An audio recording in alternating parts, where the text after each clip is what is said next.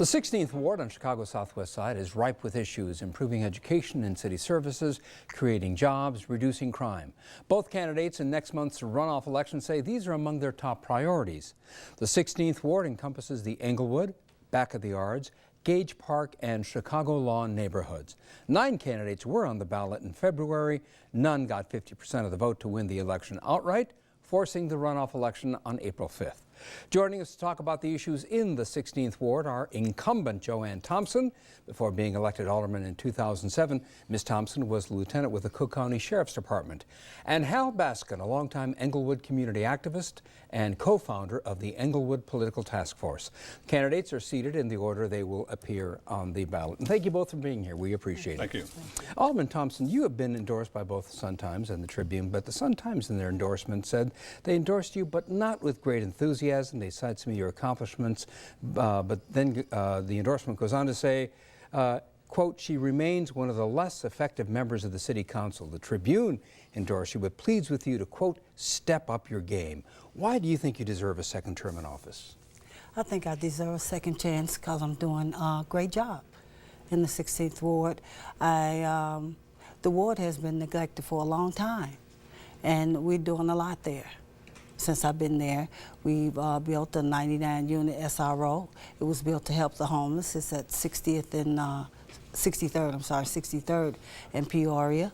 We did a $3.5 million project at one of the schools, homeschool. It was built in the late 60s without a lunchroom. We built a lunchroom there. We restored the gymnasium, 2 playgrounds, a turf field, and a parking lot for the teachers. The papers acknowledge that, and yet they say that you do need to step it up, that you're, again, as the Sun-Times says, you're one of the less effective city council members. Well, What's your reaction to that description? Well, I didn't truly like it, but I think the reason why they said it is because I don't do a lot of talking.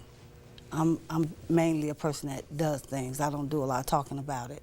Hal Baskin, why do you think you should be the alderman? You ran unsuccessfully before. Well, first of all, I've never stopped being active in the community. I've been doing the alderman's job without the title, creating jobs, contracts, and other opportunities for the community. I'm not one to take credit for taxpayers' dollars that have been spent on curbs, gutters, piggyback lights. I'm not one to take credit of schools having the lunchroom bill onto it, which was with tax income and financing money, which is tax dollars, because I am a type of person who will go out there and put the work in to stop crime and violence and bring innovative ideas to bring in new revenue to the city of Chicago, and which will put new police officers on the street. That's why Hal Baskin should be the person to be elected, because he's been putting the work in. Should police be redeployed from wards where the crime rate is lower than in other wards, Alderman? I think so. Until we can get on a level playing field, I think they should come till we can get things right. Hal Baskin, crime is an issue in the ward. What concrete steps can be taken to fight crime? Well, first concrete step, we have in the ward, we have 3 police districts. The 7th, 8th, and 9th districts. You have to have a working relationship with those commanders, along with those other social service agencies that need to come together. They haven't been working together. The ones that are getting money from the state, the federal government, and the city has not been working collectively together networking as anti-crime fighting programs. You need to bring those together. When I become alderman of the 16th Ward, I will have a mobile office, which will bring that mobile office to bear in those locations where the high crime area is.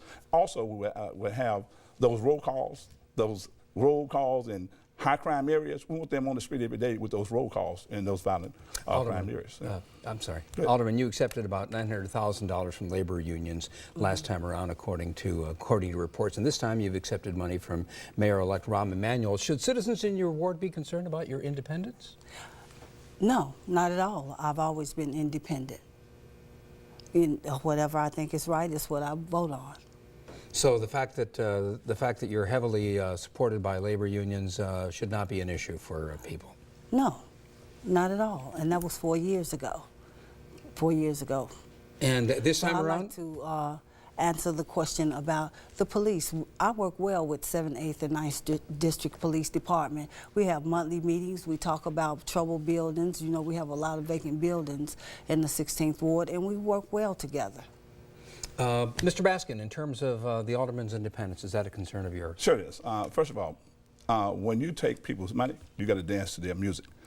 The reality of Has it she is, danced to their music? Yeah, basically. Special interests on the outside controlling the alderman in the 16th ward. It won't happen under my watch. I don't want special interest money. I want the interest of the people. The people are special to me. Real quickly, your response to his saying that you are dancing to somebody else's tune. Well, I'm not going to answer that because I don't dance to anyone's tune but myself and the residents of the 16th ward.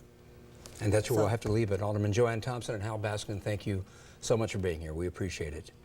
And we will continue this conversation on our website with more questions about the campaign and the future of the 16th Ward. Go to WTTW.com/Chicago Tonight and click on the box on the right side labeled Chicago's Aldermanic Runoff Elections. Then click on the 16th Ward to get to the video. Chicago Tonight continues in a moment, so stay with us.